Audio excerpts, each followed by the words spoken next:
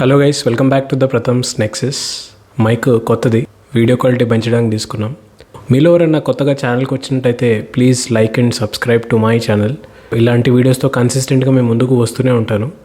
So late చేయకుండా let's start the video. Thumbnail చూసి మీరు గెస్ చేసే ఉంటారు మనం ఏ టాపిక్ పైన మాట్లాడబోతున్నామని. A wooden faced hero in కాకి. ఇవి 2013లో హిందీ క్రిటిక్స్ జంజీర్ చూసి అన్న మాటలు.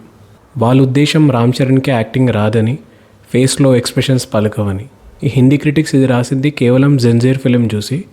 జంజీర్ 2013లో వచ్చిన రామ్ చరణ్ ఫిలిం. ఇది యాక్చువల్లీ అమితాబ్ బచ్చన్ గారి జంజీర్ రీమేక్. వాళ్ళు అన్న దాంట్లో పెద్ద తప్పేం లేదు, but the bashing was crossing it's limits. Almost everybody agreed to those articles. And ఈ పర్టికులర్ వీడియో బాలీవుడ్ క్రిటిక్స్ది తప్పు అని చెప్పడానికి కాదు. అఫ్ కోర్స్ వాళ్ళు బౌండరీస్ క్రాస్ అయ్యారు, కానీ వాళ్ళు కంపేర్ చేసింది the performance of Ram Charan to the performance of Amitabh Bachchan.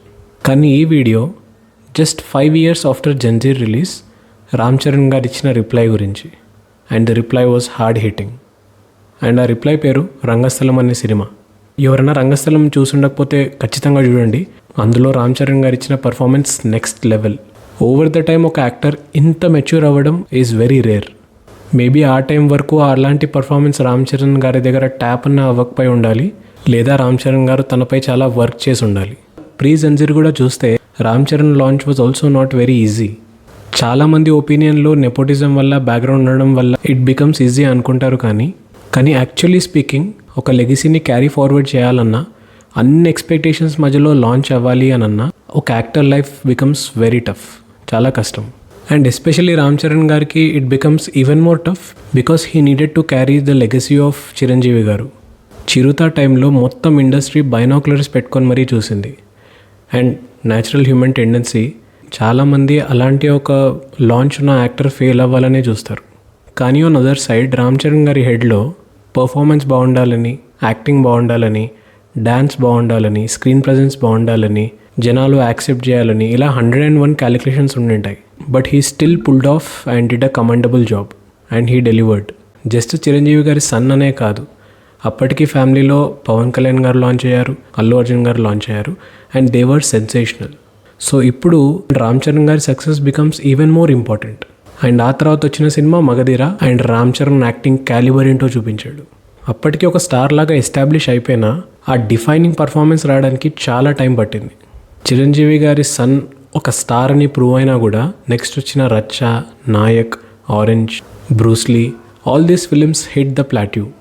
Dhruva was one such film which knocked everybody doors and said to be prepared for Ram Charan's arrival. He delivered one of the finest performance, but అది next వచ్చే రంగస్థలానికి చిన్న teaser మాత్రమే. మనం first మాట్లాడుకున్న Zanjeer film వచ్చాక 5 years తర్వాత Rangasthalam cinema వచ్చింది. And everybody were shocked to see Ram Charan.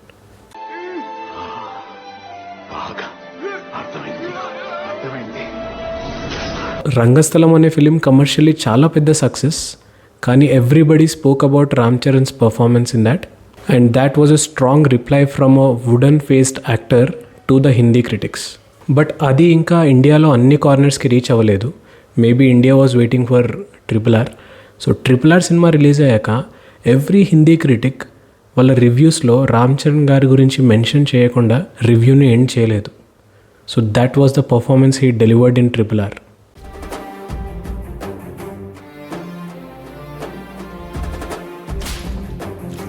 అదే సినిమాలో యాక్ట్ చేసిన ఇంకో యాక్టర్ ఎన్టీఆర్. ఆ టైంలో రామ్ చరణ్ గారితో పోలిస్తే he was a very senior actor. And Ram Charan గారికి 10-11 ఫిల్మ్స్ ఎక్స్పీరియన్సే ఉండింది RRR టైంకి. బట్ కొన్ని సీన్స్లో he dominated that experienced actor and he did at par with NTR గారు. NTR is the best actor in Telugu cinema. అలాంటి ఒక యాక్టర్ని డామినేట్ చేయడం is not an easy task. In fact Rajamouli గారికి కూడా సెట్స్లో చాలా షాకింగ్గా ఉండింది, seeing the difference between the Ram Charan in Magadheera and Ram Charan in RRR. Ram Charan గారి filmography is truly inspiring. Personally కూడా ఇంత పెద్ద అచీవ్మెంట్ రావాలి అంటే ఒక కంపోజ్డ్ మైండ్ సెట్ అవసరం. Mega family baggage, fans expectation, Chiru sir's legacy, ఇవన్నీ స్టేక్ పైన పెట్టి ఒక 22-year-old గై అలాంటి పర్ఫార్మెన్స్ ఇవ్వాలి అంటే, రిలీజ్ అయినప్పుడు 22 years అండ్ షూట్ టైంలో మేబీ 20-21 years ఉండొచ్చు. ఒక 21-year-old అలాంటి పర్ఫార్మెన్స్ ఇవ్వాలి with all these things running in his mind is not easy. First film Chirutha నుంచి రీసెంట్గా రిలీజ్ అయిన RRR వరకు Ram Charan is just 12 to 13 films old అంతే. అంత తక్కువ టైంలో ఒక యాక్టర్ ఇంత ఫైన్ అవ్వడం is an extraordinary thing. Especially these 3 recent films, Dhruva కానీ, రంగస్థలం కానీ, RRR కానీ, ఈ 3 ఫిలిమ్స్లో he lived in those characters. కానీ చిరంజీవి గారి లెగసీని క్యారీ చేయాలి అంటే పర్ఫార్మెన్స్ ఒక్కటిస్తే సరిపోదు. He needs to carry that dignity, he needs to be respectful, and more than that he needs to be a good human. And Ram Charan has the biggest heart in industry. That makes him who he is today. Nepo కిడ్స్కి nepotism వల్ల ఎంత advantage ఉందో అంతే disadvantage కూడా ఉంది. ఎప్పుడూ ఒక actor కిడ్ని హూ డెలివర్ ఎక్స్ట్రాడినరీ పర్ఫార్మెన్స్, వాళ్ళకి పెద్దగా క్రెడిట్ యాక్టింగ్కి ఎప్పుడు రాదు, ఎందుకంటే వాళ్ళకు స్టేజ్ ఆల్రెడీ బిల్డ్ అయి ఉంది కాబట్టి. కానీ that stage will only work for first film. ఆ తర్వాత వాళ్ళకి వాళ్ళు ప్రూవ్ చేసుకోవాల్సిందే. రణబీర్ కపూర్ చిన్నప్పటి నుంచి he was push to become an actor, కానీ you can't ignore Ranbir Kapoor's performance.